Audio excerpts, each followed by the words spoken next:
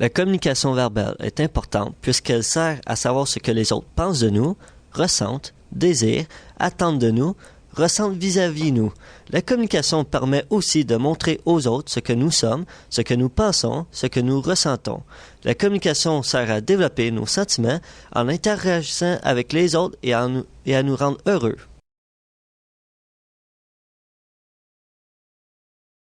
La communication, source de bonheur. Il y a plusieurs avantages à utiliser la communication. En voici quelques-uns. Prenez quelques instants afin de les lire.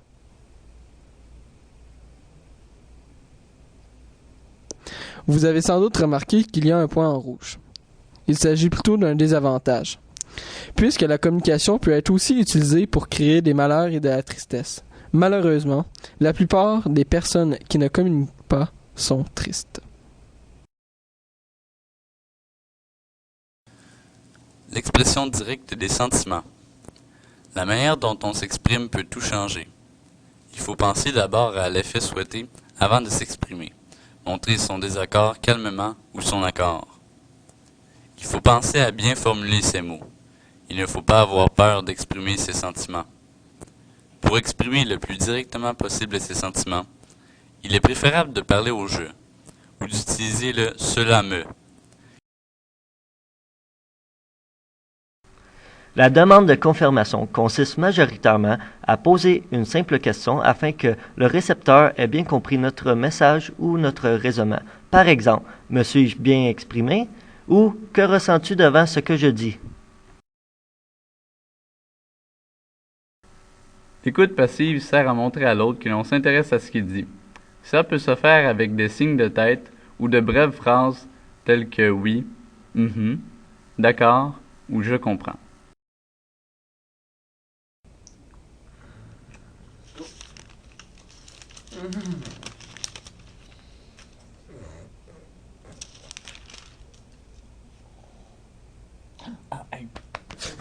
Hey, écoute ça, ok?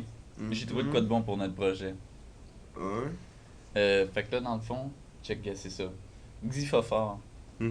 Poisson osseux du golfe du Mexique. À prolongement caudal. Ouais. En forme de glaive. Appelé aussi porte-épée. C'est bon, hein? Oui, c'est excellent. Ah, c'est vraiment cool. Ça te tente? Oui. Hein, bon, Oui. tant mieux, ok, on fait ça. Cool. L'écoute active permet de prendre un rôle actif dans la discussion en s'assurant que l'on comprend bien son contenu et les sentiments véhiculés à travers celle-ci. L'écoute active se fait en deux procédures, la vérification du contenu et le reflet des sentiments. Prenez quelques secondes pour lire ces deux définitions.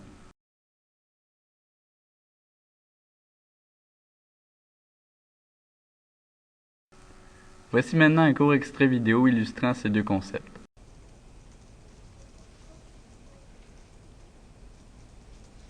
Hey Jason. Oui.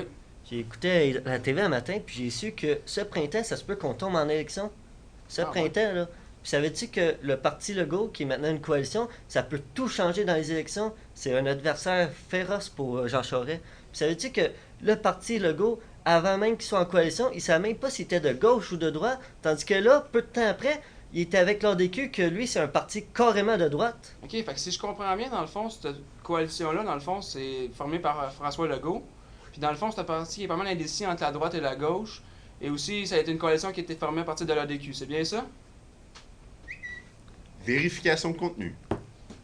Exactement.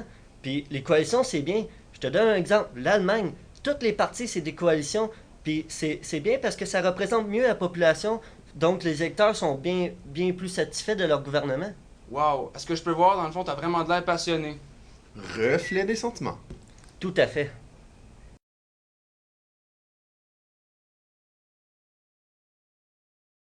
L'affirmation de soi empathique consiste à exprimer ce que l'on ressent en défendant nos droits tout en reconnaissant le point de vue de l'autre.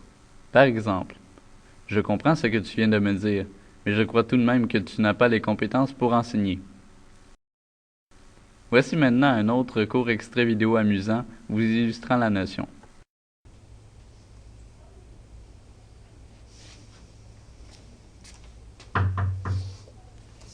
Quoi? Permis de conduire. Ah, papa.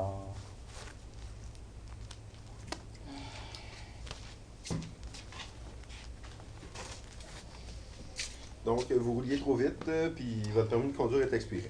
Écoutez, là, j'ai vraiment pas envie d'avoir une contravention, là, s'il vous plaît. Écoutez, j'ai de la difficulté à arriver, là. Hein? Je suis désolé, la loi c'est la loi, monsieur, et je vous comprends, mais j'ai pas le choix de vous la donner. De toute façon, moi je suis payé au nombre de contraventions que je mets. Ah, ça n'a pas d'allure.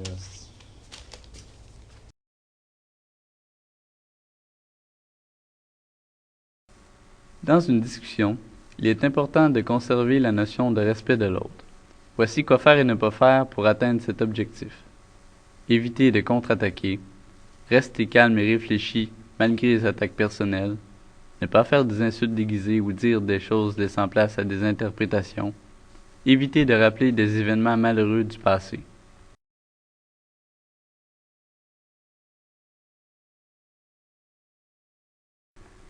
Il existe plusieurs critères d'évaluation nous permettant de savoir si nous avons de la facilité ou de la difficulté à bien communiquer. Voici les 3 principaux critères. Notre niveau d'anxiété, le contenu de nos propos, l'expression verbale. Prenez quelques secondes pour bien lire l'intégrité des sous-points de chaque catégorie.